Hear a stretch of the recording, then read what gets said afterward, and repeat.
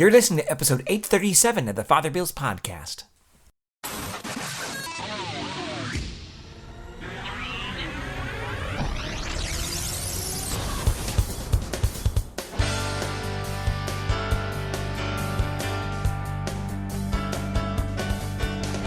Welcome back. This week's episode is entitled Vocations, given on the fourth Sunday in Easter 2022.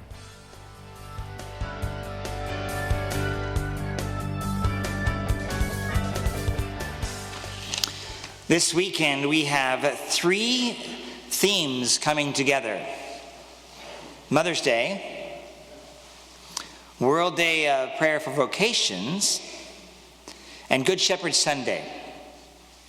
Now, if you were here last night, there were four themes because we had a wedding, actually, at Mass. A convalidation. Two Catholics got married outside of the church and wanted to validate it, so they came before us, and we've been journeying with them for quite some time. What a joyous event it was. Now, at first, these things coming together for a priest, it's like juggling four things and different things all at once. It would seem that they're in competition, but actually, they fit quite well together, quite complementary. For they all speak of vocation. Vocation. For all mothers are being called to a vocation, to be good shepherds to their children, as shepherds are to their sheep. But so also are priests and deacons and religious, consecrated life. These are also vocations, and they're being called in their unique way to be shepherds to their sheep. The church today specifically wants us to concentrate our attention on this day to the priesthood and the diaconate, to the religious life in all its forms, and missionaries, and those to secular institutions like first, second, or third order Franciscans and Benedictine oblates and such. Well, I'd like to share how when those things come together, there's a powerful play amidst us. Before I do that, though, I've just thrown out a big word that I think maybe we don't all quite catch. Vocation. The word vocation comes from the Latin vocare, to call. Think about it. What do we do with our mouths? We voice our thoughts, or we call out to people with our voice. But here we're talking about a vocation from God. And all vocations that come from God are for God's glory and the betterment of his people. Such callings are given to us as ways to serve God and our neighbor.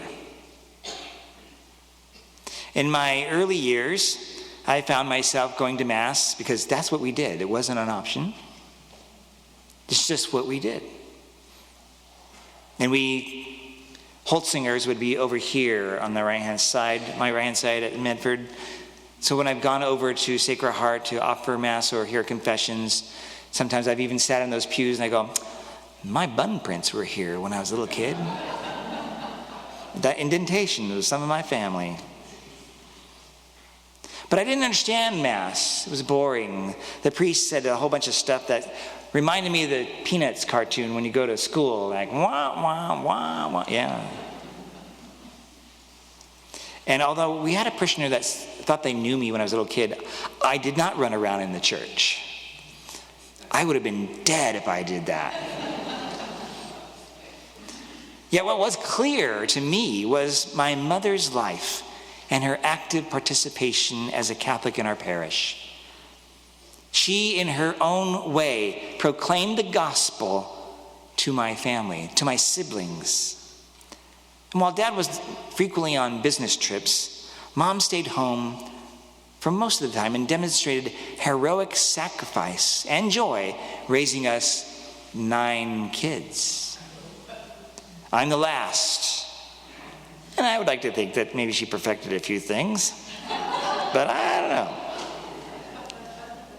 Actually, I was just wise enough to watch my sisters, 6 of them, and bumble here and bumble there, and I just didn't do those things. I bumbled my stuff, right? where I was visiting my coming parish. My first memory as I visited the parish, I go, I haven't been in this area, the Portland metro area, since I was 16 years old when I totaled a car that I rear-ended. That's a good start, don't you think? And I still haven't told you where I'm going, have I? I have not called out that information yet. So I did my own stuff. It was just different. But Mom was not. Or maybe she was, and she just got better. Like a fine wine. And as she got better, or as some of us watched how things came down, we recognized that she certainly was a woman of faith. And even today, we meet on Zoom as a family once a month, and inevitably she comes up. She's now passed, as you know. But it's through her that we have the Surrender Novena. It's through her that she started praying this prayer, and I happened to preach about it at her funeral, that changed the Archbishop's direction in the Archdiocese. That's pretty serious. You can call her Saint Helena if you would like, because we are convinced as family she is. It's not that she's perfect. No moms are, except for maybe Mary, but she certainly had a faith life, and it has affected all of us Catholic, all of us Holtzingers. So Mom had this great conviction, and she would speak about it in simple ways by just discerning when making decisions what God would want done. And I think that's the crux of things. When we start thinking about what we want to do with our lives, that might be the problem, is we're just thinking about what I want to do with my life. For I have found that when I do that myself, things turn out okay. Sometimes they don't. But without doubt, whenever I listen to God's call, what follows is an amazing adventure.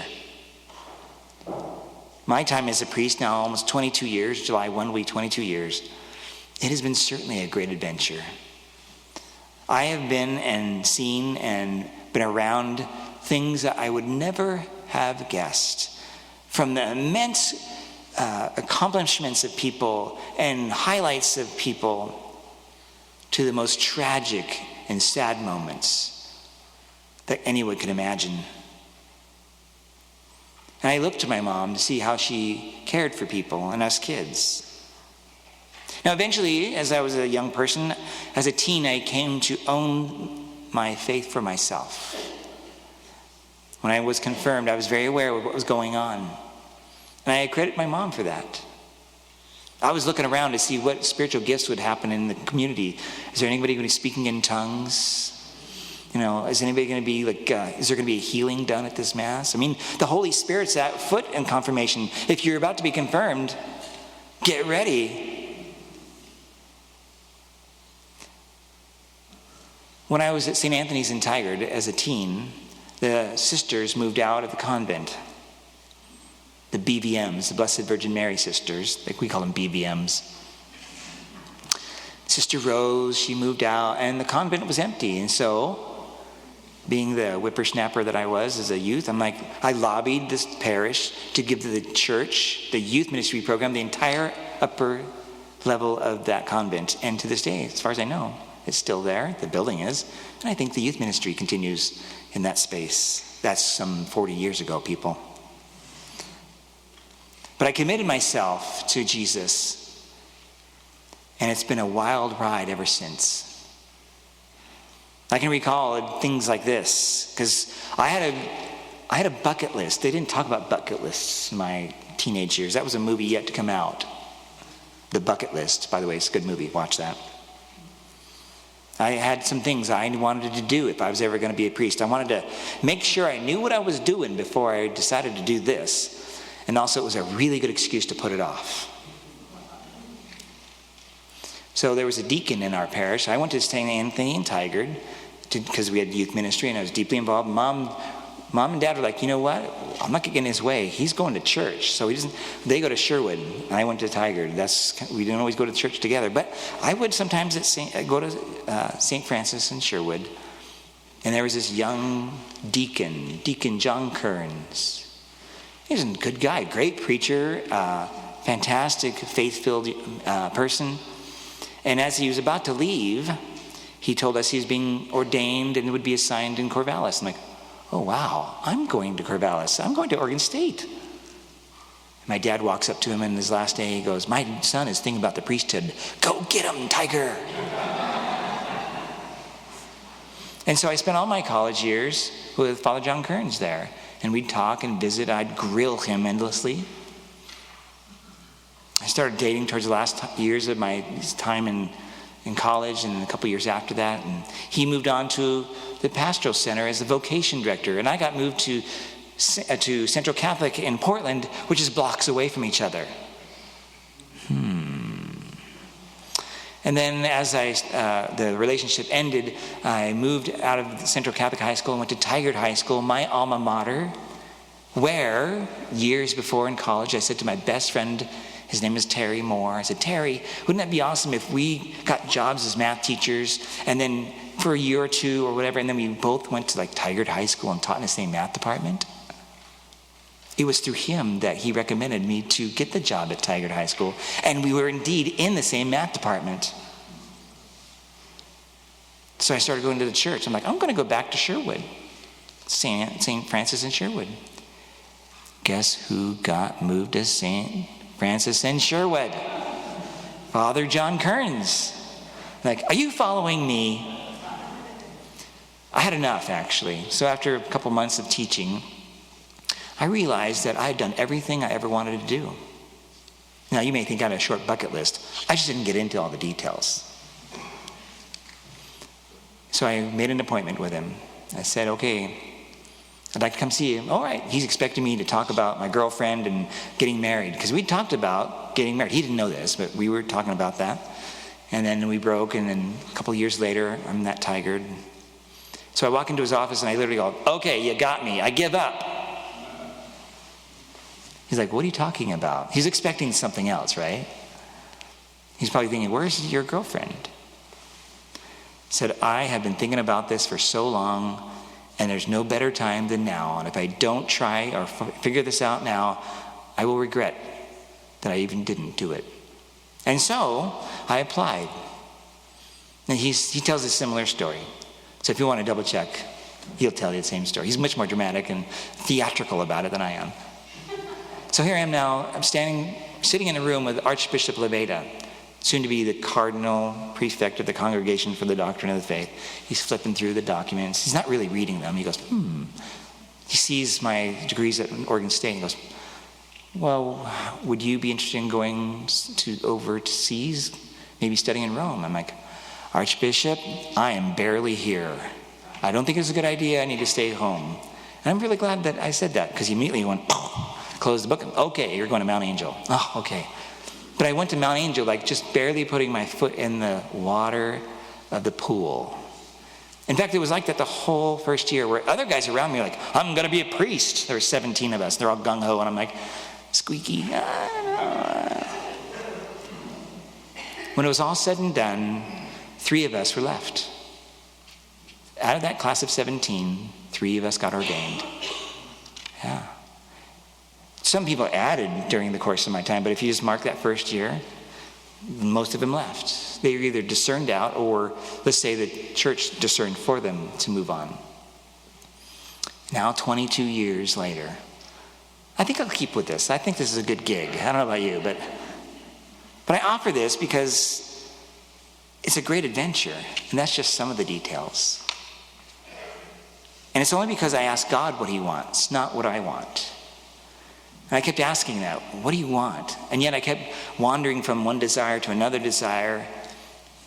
And I found out that all these experiences that I've had were preparing me for this. Just like, for example, being a teacher. Being a teacher, like it's right now. This is the classroom. I'm the teacher, and there's a thing about teachers, right? It's called classroom management. I can't tell you how many times I've used that as a way of kind of shepherding us in our events. And I'm just going back to my teaching times. But it's all about God, ultimately, because I listened. And I've had a lot of conversions over and over and over, and I've learned so much since I've been here. From you, whom I love. And it's been 13 years. It's a long time. The Fullers, we were outside a couple weeks ago, and one of their boys said, "You know, Father, I'm alive as long as you've been here." I'm like, okay, yeah. It is true, I baptized many people, and I buried some of those same people. I've done weddings for some of those people that have come to us in baptism. Yesterday was an example. We received a couple into the church. They started through RCIA. They were able to shortcut because they were already baptized Catholics. But they still need, for example, need to get confirmed. In a week or so, they're going to get confirmed. It's a total joy to be at these moments with them. And it's interesting because those things can happen, and then moments later, I'm called out to a tragedy. Or maybe there's a huge car accident. Or someone's committed suicide. I've had days where I've done a baptism, a wedding, a quinceañera, and a funeral. And that's a great adventure. It's pretty tough to do, but it's all for the glory of God. And it's interesting, as I engage as a priest with you in these things, you inspire me. You know, the other calling is to be a husband and wife. Motherhood is a calling. Fatherhood is a calling. And when you have done that in sacrificial and awesome, inspiring ways, I am inspired. I am not going like, dang, I wish I was like that, or even worse, I wish she was my wife, right? People think that. No. See, some of the most central things about the sacraments, especially marriage, is its foundation is commitment. My foundation is commitment. And as you can be faithful to your commitments, it challenges me to be faithful to my commitments. And I hope it's reciprocal. Because I know that when priest scandals occur, I will not swear, but it really makes me mad. And it's scandalous to people. And people leave the church. And all I can say is thanks for nothing. Thanks for making it harder. Good riddance. I mean, I'm so angry. I'm saying it nicely right now. But see, when you've met priests that inspire you, doesn't that make you a better Catholic Christian? That they're serving in a way. I'm not perfect. I make mistakes. I've made plenty here. But this is the call. We have a priest coming. I can't tell you who it is, but I have a clue now. And he's a great man. And I'm going to be speaking to him more about how great you are. Because I know this, that when he was invited a week ago Monday to come to St. Anne, he freaked out. I know that. I freaked out too. I went from a church of 800 parishioners, or families I should say, to 3 churches in a school. I'm like, what? Blah, blah, blah. Yeah. But it's been an awesome ride. And it's been a great delight and an honor to be with you. So today we honor mothers. We honor those who are interested in vocations to the priesthood and diaconate, those in religious life. All of these are sacraments of service, not self-service. Now here's the challenge, right? When it's self-service, the marriage starts to crumble. Same thing with priests, same thing with religious and deacons. It crumbles when it becomes about ourselves. So this week, I'd invite you to pray and reflect on how God is calling you, maybe to be a deacon, maybe to be religious, maybe to be a priest, maybe consecrate yourself to Mary, maybe a third order thing like the Benedict Oblates or third order Franciscans, Carmelites. We have a group of Carmelites, of lay people who dedicate themselves to the way of the Carmel. We need more vocations, and we need to see our lives as the vocation. Like, this is not my life. Does that sound weird? We hear that. This is my life. We say that in other political realms that are right now kind of grumbling right now. But this is not my life. I'm a steward of my life. This is God's thing, and I'm a player in it. And I'm being called to give myself away. not sit there and claim my rights and place my flag somewhere. That's not to say we don't have rights. But if that's our focus, it's a dead end. But if we are here to give ourselves away for the poor and the vulnerable, for those in need, for those who are hungry, those who are naked, that's inspired. That's what Jesus did. That's what he did. He suffered so that we would know the way. So may God bless you on this day of Mother's Day. We'll do a blessing for you mothers at the end of Mass. Please share your faith with others. You are being called as you receive the Eucharist to go out now and to be shepherds to others. Our world needs your testimony and your example through big and small ways, through words spoken and actions taken. And when we mess up, which we will, just ask for forgiveness. When we misspeak, be willing to be corrected or to ask for correction. I preach this, but I will be the first one to admit it's hard to live it. But I'm not alone. And that's why you inspire me. We're in this together. I'm of the faithful too. I just have that job that where I have to preach to myself and deal with the conflict of the hypocrisy of not always living up to the words that I say. May we all try to strive for the same, to live lives that are holy and hungry for people and salvation and the grace of God. May we be all good shepherds to each other.